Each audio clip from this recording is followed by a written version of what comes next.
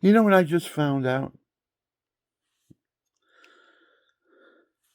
I can go into a store and lay my money out on the counter. I had $300 in my hands in $50 bills. So I put two 50s in one pile, two 50s in another, and two 50s in another pile. I had three piles of $50 bills with two 50s in each pile. I told that to AI, and he comes up, well, you had $250. And I said, I didn't say I had $250. I said I had $300 in my hand. And he couldn't get concept. What do we got here? What's this AI stuff? They're stupid. He can't analyze what I told him. I had $300 in my hand. They were in $50 bills. I put two 50s in one pile, two 50s in another, and two 50s in another. And he says I put $750 cheapers. Good God. That's AI. And we're trusting AI. He's factual about a lot of things. He's very informative, but he can't figure out things. He's not good mathematically. You're going to have to improve. They're going to get some mathematicians in there on these AIs because they don't know what the heck you're talking about when you talk about subtracting and addition and multiplication. And they probably can do all those figures. They can do them, process them. But when you're trying to explain it to them, they can't interpret it, what you're saying to them. So I'm saying this. I got hoodwinked from a music store. I want to buy a Casario organ.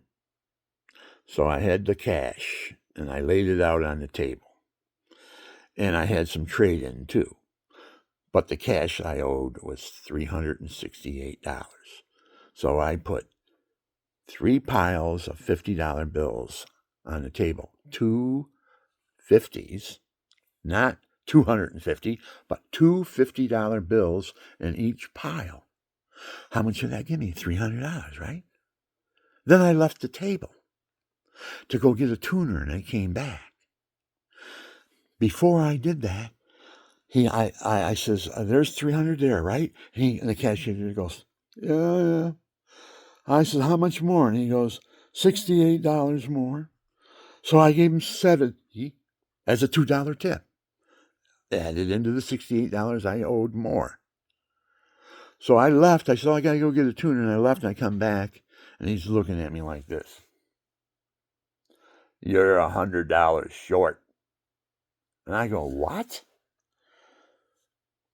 You're $100 short. And I says, I look down in the pile and he says, those last two 50s you put down were not $50 bills. They were 20s. And you're $100 short.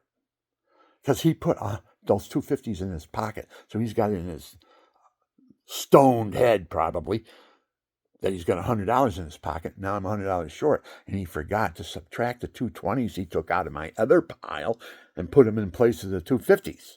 So he could say I was $100 short because there weren't two 50s, there were two 20s. But he was too stupid. He forgot to subtract the two 20s from the $100 he put in his pocket. I'd only be $60 short, people. That's how I caught him. I'm a teacher. I deal with these children all the time. And he was a teenager or a little bit older, maybe in his 20s, I don't know. But he was covered with tattoos and his fingernails are black, painted black and all that stuff. I said, what do you got going here? And he's the assistant manager being trained. And the other assistant manager I watched rip somebody off for $100 on a cash detail where the guy had 1,200 counted out, and the guy says, I can't count that. I have to take that back to the cash counter. He says, okay, go ahead.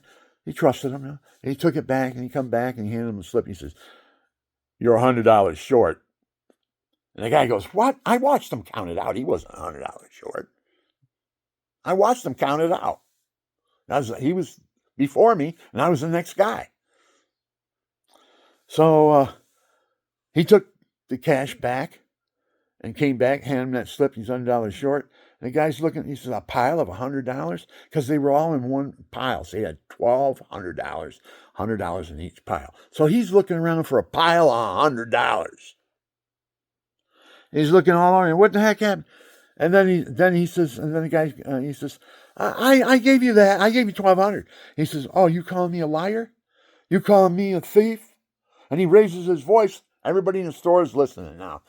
And this guy gets intimidated because he probably don't pay taxes because he's a DJ and he got all that money cash for doing a DJ job. So he probably not paying taxes. So he just shrieked a little bit. He says, okay. And he paid the $100 and he left with his musical equipment. And I'm standing there watching. And about an hour later, after I'm gathering all my stuff, 45 minutes to an hour, I'm gathering all my stuff and I got laid out, and I laid out 3 piles of $50 bills, and there was 2 $50 bills in each pile. So that was $300. And I looked at him and said, $300, right? And he goes, yep. I said, how much more? He says, $68. Because I had some trade-in for this Caserio organ. So the trade-in equaled the amount $560 or $500 or $600, somewhere around there, that the organ cost, the piano organ. I'm going to learn how to do that. So I'm buying it. So I got it all laid out, and I says, oh, I want a tuner. And I turned around, not giving a thing. I had my wallet on top of my pile of money I had that I was taking out and paying him with. I had my wallet on top of it. And I says, I forgot. And I turned around. I forgot a tuner. So I went back to get a tuner so I can tune my guitar. And I come back, and the guy's standing there like this. You're $100 short. I says, what are you talking about? I just counted it out to you. 3 piles of 50s there. And I gave you $70, $2 tip. Because it was only $68 more I owed. Right from your mouth. And he says, you're $100 short. I says, you hoodwinking crook. And he goes, you calling me a thief? He's shouting it out, right? This is their tactic. This is what they do. I work with these juvenile delinquents. That's what they are. Adjudicated felons, a lot of them are. I work with adjudicated felons. I am a teacher. I'm kind of like an undercover cop, really. Because I have a degree in police administration. So anyways, I think I'm going to be a color.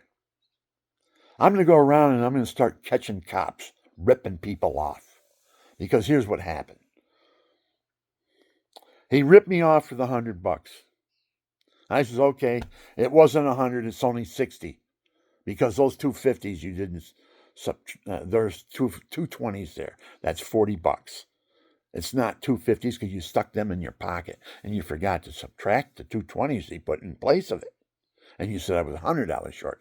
I'm not. If there's 2 20s there, I'm only $60 short. Idiot. I'm a school teacher. And I wasn't stoned. All I have is some long hair because I'm making videos, music videos, and I'm doing all kinds of art. I'm an artist now. This doesn't look like I'm not gussied up, but I was just so upset I had to make this tape. Because I just went through this with AI, and he couldn't comprehend that I had 3 piles of 50s. 2 50s in each pile. He said I had $750. What the hell? I don't know. They can only go by what you tell them, I guess. He didn't interpret it right.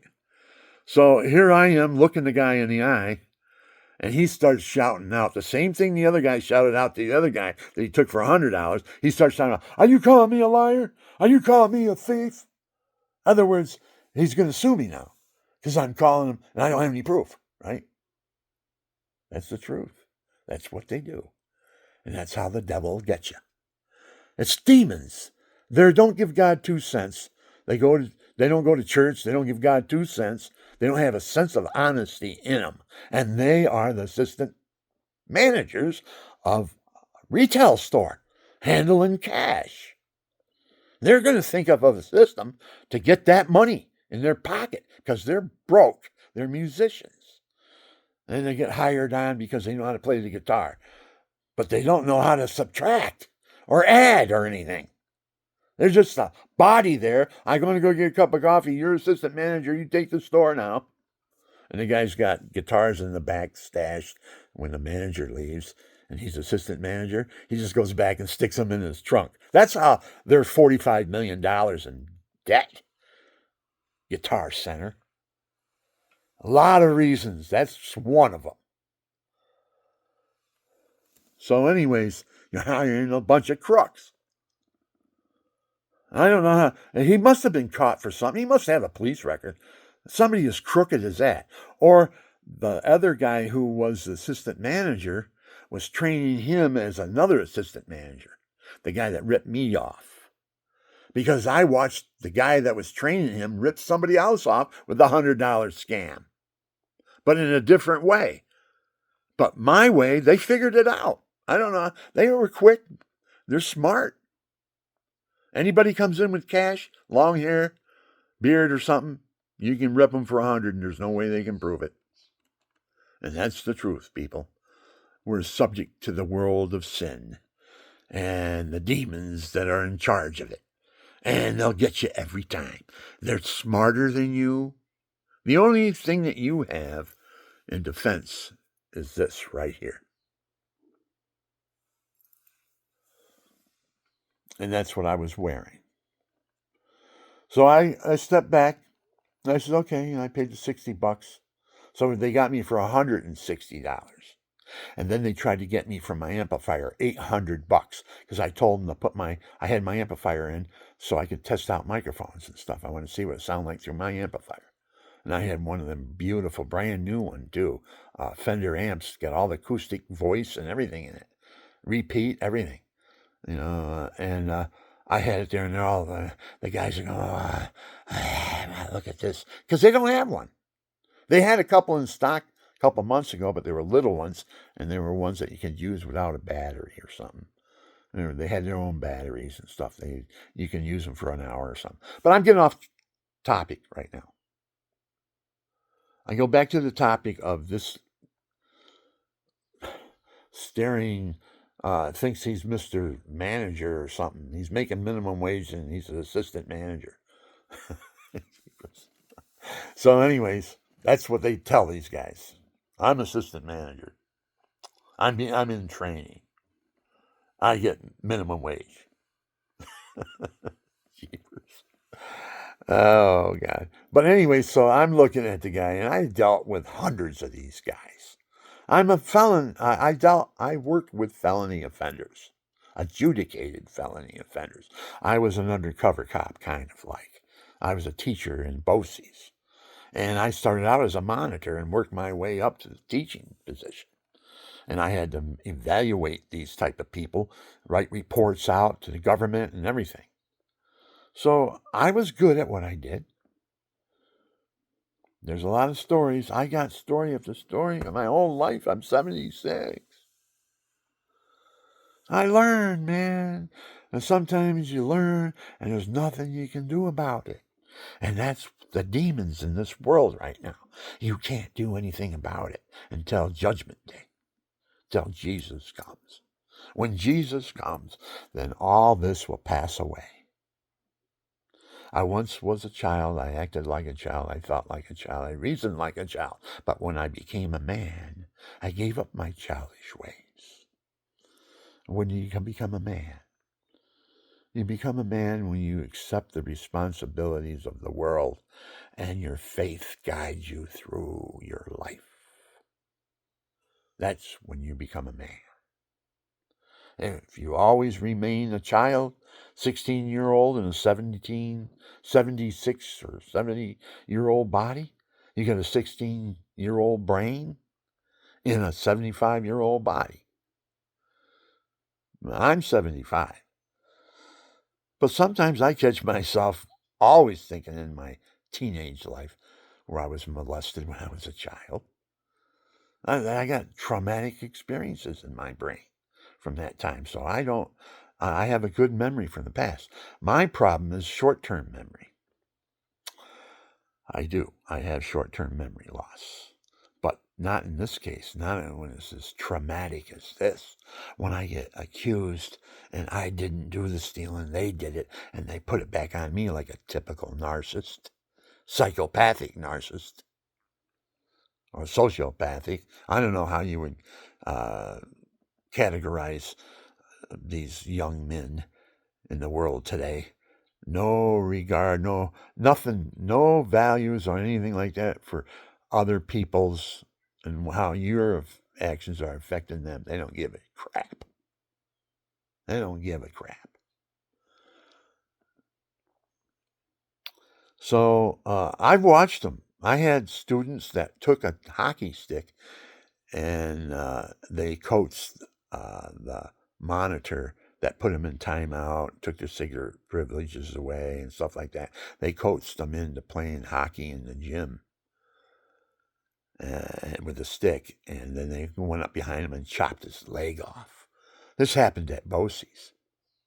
The guy signed a release before he took the job that if he was injured, they can't sue Bosie's. I don't know how they did that. And if I got injured, I'd be suing. I didn't sign nothing. But anyways, that's what he told me. Because when I came back from getting my master's degree up in SUNY Oswego, I went up there and made an attempt, and that's another story. I ended up being a real estate broker. I gave up my license, 5 years, provisional, 5 years. You have to have a master's after 5 years. So I went up to get my master's, and I had to go through all that. And they were brown nose. It was the same old thing as thought they were dealing with the college kids. And here I am, 40-some years old, getting my master's. And these guys are treating me like I'm a college kid. You know, I can go off into that, but let's get back to where we are, because I can get off track. So here we are. I'm standing in front of this guy, and I says, "You no good crook." And he says, "You're calling me a thief?" And he starts shouting out this and that, blah blah. And I says, "Okay, I paid this." I says, "I'm not $100 short. I'm only $60 short. Those are 220s, you idiot." So I gave him $60, and I split. I got my organ, and I said, "Put it in the back of the truck because I got a back problem." And I says, "Put my amp and my organ back in the truck." They put the organ in the back of the truck, but didn't put my amp there. It's one you can carry, you know.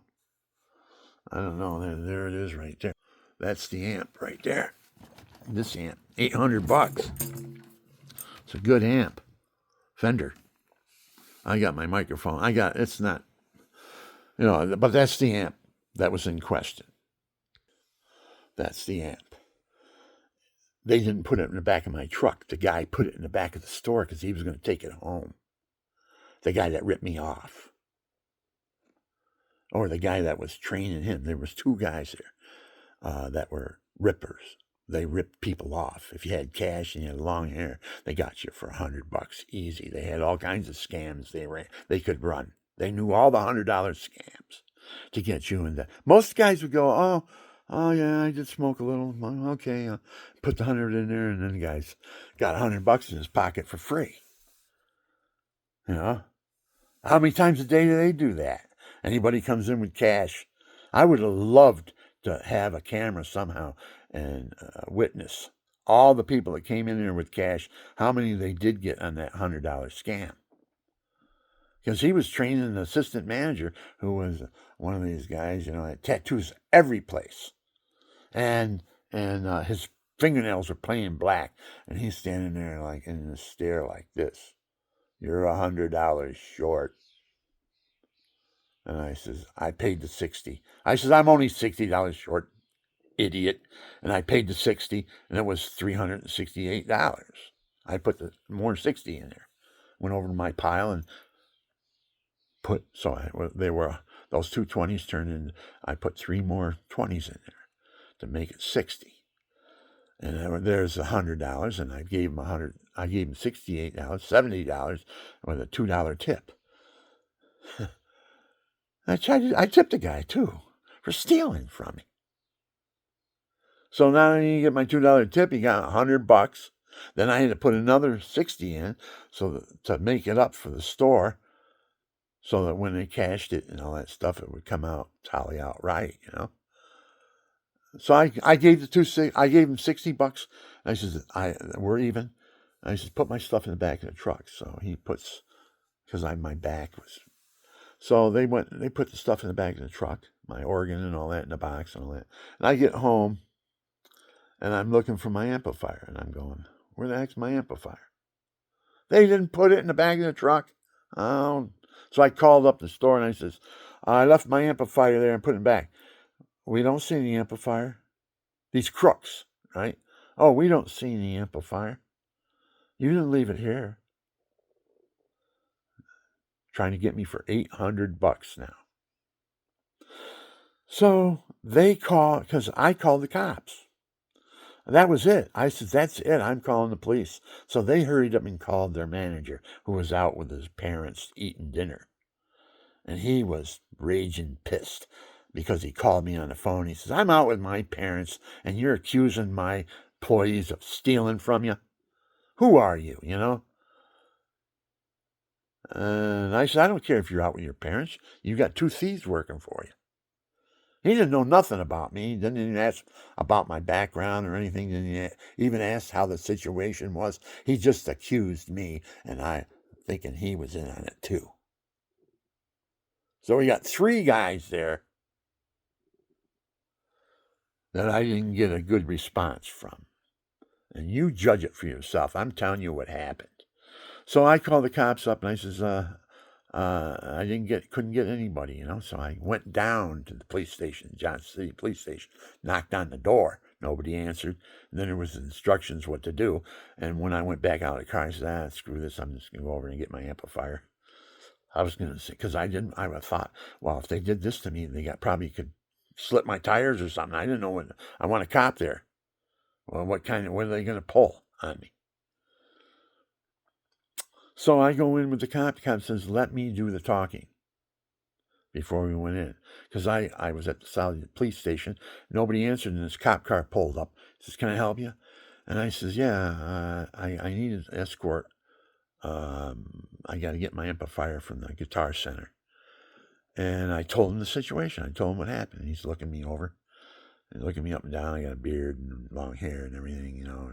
These are taxpayers over there. They pay big taxes. And I'm complaining about him. So he says, okay, I'll go over with you, but let me do the talking. So he gets in, we get in and saying, he's looking around. He says, where's your cameras? He says, we don't have any. The main manager, Mike, his name was, we don't have any. Oh, okay. So he's thinking, why, they don't have any cameras? This big business, they don't have any cameras? They do. They have digital cameras. But the guy didn't tell him that their cameras are not located in their store. They're located in Chicago and they're digital. He didn't tell him that. Because all he would have had to do is, well, I want a record of the transaction here. I want to see what happened. That's all he would have had to done. So he lied to him. Said he didn't have coverage. Now, this was told to me by another store owner that is a music store owner. I'm not going to tell his name unless I have to go to court. But he told me, oh, I know their system over there. They digitally monitor all transactions at the cash register because of the theft. $45 million in the red. The company was at the time. I got that number from AI, who isn't really that dependable, but during that, you know, he gave me the history of what's going on with AI. They're being stolen to death from. They're hiring all these musicians and they're coming in and ripping them off. They take a beautiful guitar that they can't afford, stick it in the back somehow, and get management, the minimum wage, you know, and they become a manager. So when the manager leaves, they just go back in the back of the store where they got it stashed in some guitar case that nobody's noticing because there's hundreds of them back there. And he's got it by the door. And when the manager leaves, he's taken over. There's no cameras, only for digital cameras for transactions at the cash register. He sticks it in the back of his trunk. He's got a $2,000 guitar now. I caught the guy doing it because I came in. I wanted a nice, beautiful guitar that was acoustic but electric. And there wasn't anything on the shelves or anything. And the guy looks at me and he goes, "Oh, wait a second. I'll be right back. I think I got what you're looking for." So he goes back in the back of the shop and he comes back up with this beautiful D'Angelica guitar, acoustic, gray, spackled. Oh, it's beautiful guitar. I got it here. I'll show you it. No, I'm not going to show you, but anyways, and he brings it up and he sits it in front of me. Now there's a commission. He makes a commission on. So he had this set up for him. He wanted it, and he put it in the back because he's going to buy it. He said, "I was going to buy it. Oh, on minimum wage, you're going to buy a $2,000 guitar." Oh, okay, all right. So he gave it to me, and I said, "Yeah, I'll take that." Because he gave me a couple $100 off of it. He said, "Oh, and it has it's on sale, a couple $100 off of it." Oh, okay, I'll buy it. D'Angelica, beautiful guitar. I don't know. Let me see. Oh, I'm making a video. Why not leave it in your mind? I'll just show you the darn. I'll show you the blessed thing. I gotta get it. I blessed it with holy water too. But here it is. Well, come on now. Get it together, Billy. I don't know. Let's see. Amateur me. Amateur me. There it is. $2,000. D'Angelica. It's called the Angelica guitar. And it sounds beautifully. Oh, it's gorgeous. Best guitar I ever owned. The strings on it, quality, everything you play sounds good on it. Yeah, it's a good guitar, you know. D'Angelica. I almost got a Monteleone, but they didn't believe me. I told them my name was Monteleone. Monteleone, I'm Mountain Lion, Italiano. And I told them I was a Monteleone, a company Monteleone, but they don't make a 12-string. So I was looking around for a 12-string, called them up, Monteleone Company, and they said, "We started at 100,000. And I said, "Okay, thank you. Bye." So I got away from that. So I found this as a substitute. And I thought of Mother Angelica. D'Angelica? And this is the Angelica guitar. I says, "Mother Angelica. I'm one of her tutors. Not tutors, but tutelage. She tutelaged me." She tutored me when I was younger in my 20s and 30s. I listened to her quite a bit. So I'm praying. I pray to her. I think she's a saint. It's just not, she's just a blessed. I think she's a saint. She's a good woman. I miss her. But anyways, she's there praying for me now. Oh, this stuff will be. That bottle right there with the long neck on it. See that neck? And see the chalice next to it? That's that bottle cut in half. Turned upside down, it's a chalice. And I have St. Therese in the cup because right now I'm living under her offer. She said, "I'd like to have a little bit of my heaven on earth. Would anybody want some?" And I said, I do. And I got some, man. Every place you look in my house, every place you look. Here, how about this wall here? There's Jesus. There's St.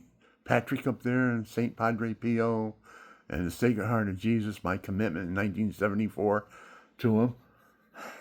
Sacred Heart.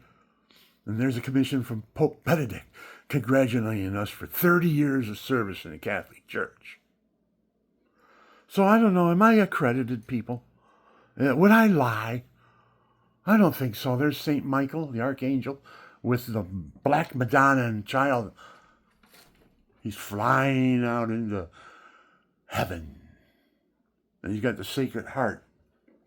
You can stop the camera and enlarge this to see it better. And then over here I have every place you look in my house, it's Jesus. There's an angel down there, lit up. I made this rose here out of aluminum. I'm an artist. I make all kinds of things. But this is the rose I Let me turn it around so you can see it. There you go. I made a rose. It's amateur, but it's pretty, isn't it? Blessed Mother and the children. All the babies that are aborted are now saints. In heaven, they're martyrs. They've been declared by the Catholic Church. All aborted babies are martyrs. So all you people that committed abortions and you're feeling guilty, your child's in heaven praying for you right now. So don't worry about it. Tell God you're sorry. He'll love you. He'll forgive you. Come home. Come home. Come home. There's St. Joseph with Jesus. Sacred Heart of Jesus. Yeah, Sacred Heart of Jesus. Sacred Heart of Jesus. See it? See the heart? There's my angel. Stays on 24/7. I have a guardian angel. And then I have my bird feeders out here. And then my fence. See my fence in the background? See how tall it is? In the background, it's 8 feet tall. I'm going to have all going down the sides 12 foot high. And all you're going to be able to see is like see over up in here. All you can see the treetops. Well, after my fence is up, that's all you'll be able to see is my fence and treetops. My whole property. And here, I got that flashing because I'm under the thing that the demons don't like flashing lights. For some reason. I don't know why. But I put a flashing light on the Sacred Heart of Jesus. And it don't bother me. Oh, I got to get over there. I don't want to knock things over. But demons don't like blinking lights. The people across the street complained to me putting my Christmas lights up because they were blinking and hurting their dog's eyes. And I'm thinking, what's in that dog? A demon? Because it was complaining and whining because I had my blinking lights like this out on my fence for my Christmas lights. And the lady came out and says, my dog, I can't even open up the window. You can't look out because your lights are blinking. So I says, and they called the cops on me. The cops came, you can't do nothing against them. You can have Christmas lights. So they moved. They're gone. They moved within not even a month. Or maybe. They moved because the devil will flee if you give him opposition. And the devil wasn't in them, maybe. One guy was of one faith, and the other girl, I don't know if she was of any faith, because he said he was Jewish. And I'm Jewish. I have Jewish heritage, but I'm a Catholic-born Catholic. Cradle-born Catholic, but I'm Jewish. And I've got Arabic in me, too, because I'm a Sicilian, and they governed Sicily in 900 to 1100. And if you weren't a Muslim, you got your head chopped off. So I must have been a Muslim. So I'm a Muslim, Jew, Christian, Catholic. There you go. And there's Jesus. Oh, look at what happened here. Oh, Holy Mother. Come on now. I'm going to do this. If I can get my feet. Oh, darn it. Always opposition. Whenever I want to do something, there's always an opposition for something that I want to do that's holy. Oh, God. I don't know how that got turned around. How did that happen? Oh, jeepers. Look at that. That's the way it's supposed to be. Something did that. I didn't do that. Oh, God, the power of that picture right there. The two Sacred Hearts. You got that in your life, you'll never die. There's the resurrection, the beatific vision, Christ coming on a cloud of glory. And then there's Jesus, the baby Jesus, the infant of Prague. Oh, I got a story about that. It's in my videos.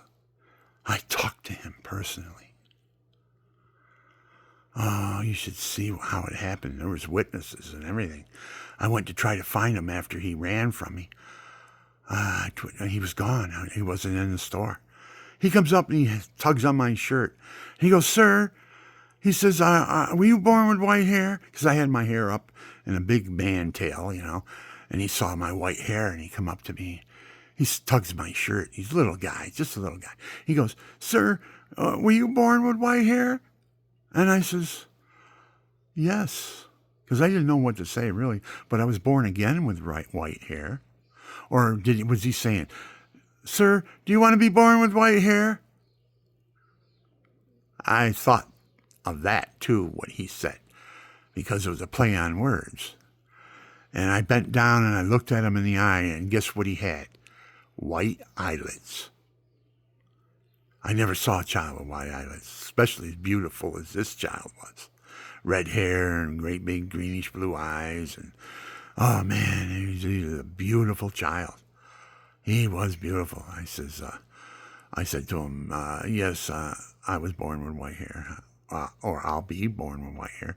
I think he was asking me, "Do you want to be born with white hair and be an uncle, grandpa in heaven? Would you like to be that?" I think that's what he was asking me, and I said yes. I was born with white hair. I'm born again. And then I looked down in his eyes. I says, "Oh my goodness, were you born with white eyelids?" And his eyes opened up. The eyes opened up like this. He looked at me and he turned around and ran. I said, "What do you do that for?" So I went looking for him. I went around the corner and he wasn't there. And I looked around. I looked all the aisles. I was looking for his mother or something. Who was he? I'm thinking it was the infant of Prague. He just wanted to touch me because he loves me so much. Because I love him. He's my spiritual son. I never had any children. I said, "Jesus, you'll be my spiritual son."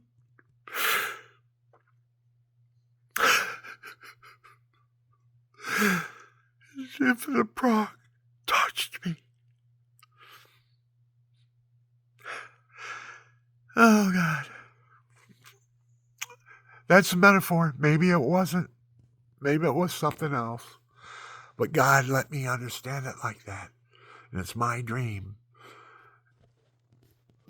It's my rules. I can dream what I want to dream. Nobody's going to take it away from me. I fought for freedom in the United States of America. I gave up a body part, and I became a disabled American veteran. 100%. Permanent and total. I got spinal stenosis of the spine from Agent Orange. We had a baby blob. I've suffered, people, and I'm still suffering, and I can't get it through to anybody. I'm an unwinged. I even had a Japanese beetle go down my ear last year. Oh my God, it was the worst feeling you'd ever want to feel. The pain in your brain, right in the center of your brain. Just, he digs in and starts sucking the blood out of your brain or out of your ear canal. Because when they go in, you try to get them, all you do is push them more because the way they're shaped. You push them deep down, you try to get them. You can't. And once they get down there, they dig in. And they start sucking. And man, I'm telling you, it kills you. Imagine your little child out playing with the puppy or the kitty cat, and one went by their ear. I try to tell everybody. Everybody thinks I'm a nut. They think I'm nuts. And I had it documented. I went to the picture of it and everything. It's on my YouTube. I have a picture of it and everything, of that Japanese beetle that went down my ear and stung me so hard, and I went nuts. I had a cat that it happened to once. That cat, oh, he's a loving cat. It was my best cat. Augie Doggy, he was named one. He loved dove. I used to shoot dove and throw one to him. And he was in heaven, And he got a Japanese beetle down his ear. My wife went out in the front yard and he saw him. He ran to my wife and he jumped on her leg and bit into it with his claws in her and everything. She couldn't get him off. She took him to the hospital and they said, "Oh, he's probably got a cyst or something in his brain." That's what they do. He had a Japanese beetle down his ear like I did, and I ran into the house with peroxide. If that would have happened to me, I would have got peroxide. If it happens to you and your animals, put peroxide down their ears. And get what's out of their ears. It will leave because it don't like peroxide.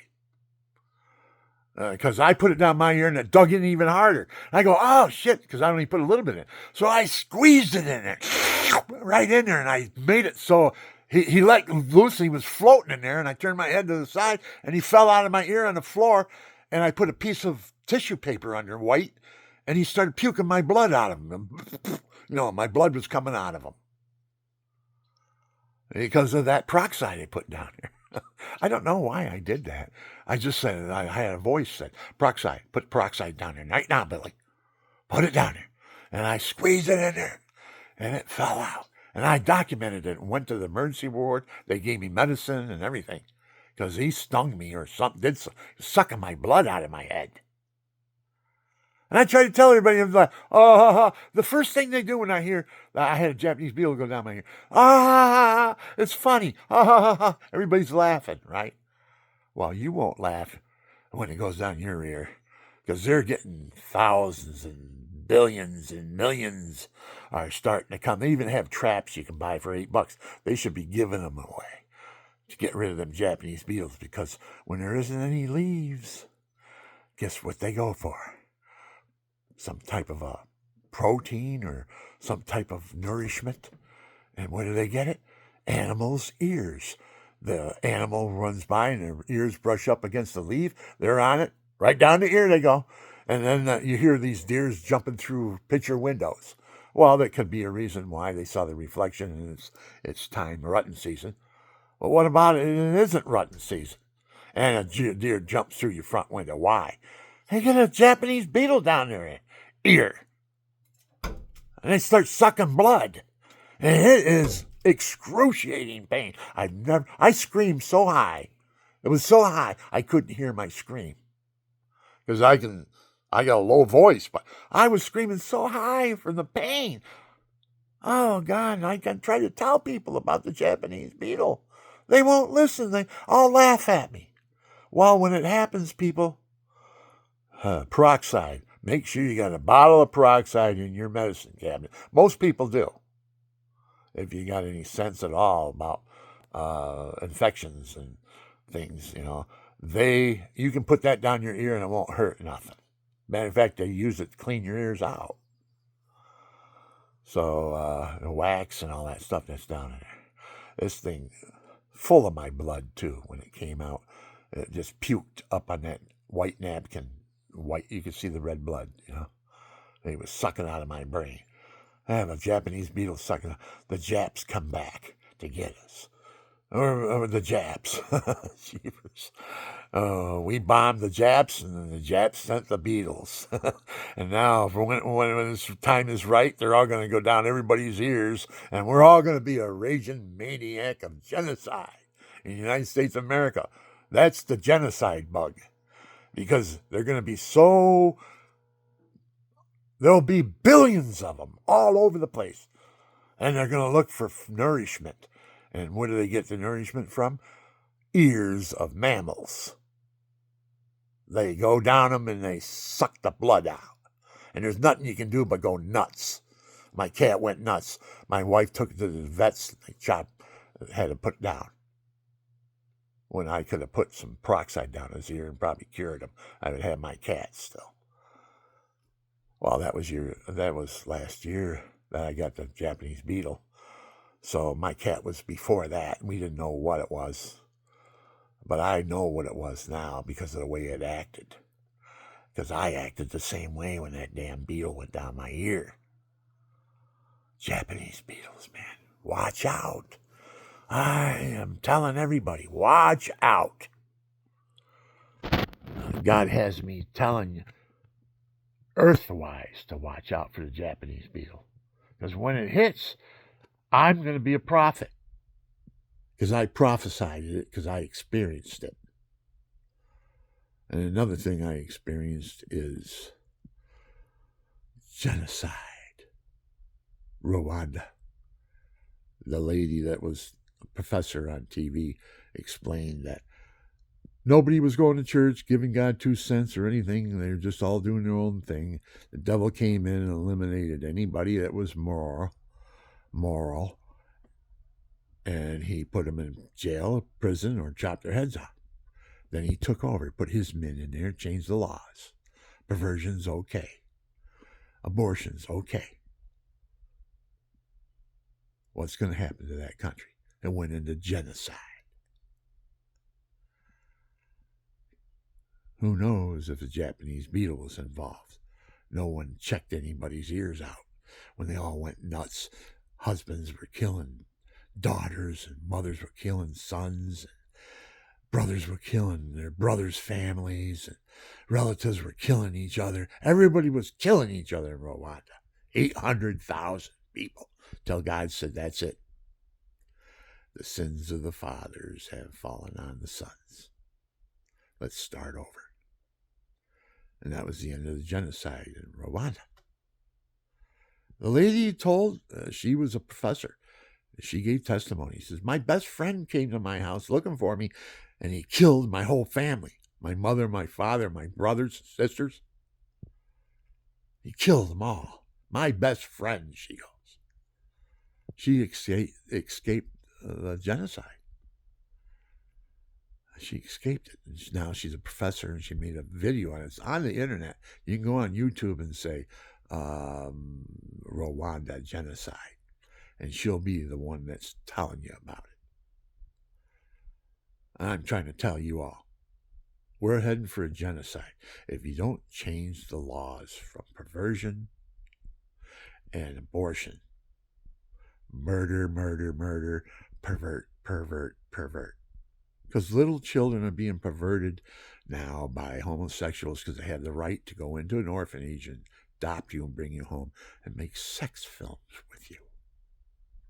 They were caught on the internet. It's a big... We give them an inch, they take a mile. They give them an inch, they go out and grab the rainbow and start parading around. Oh, we are gay.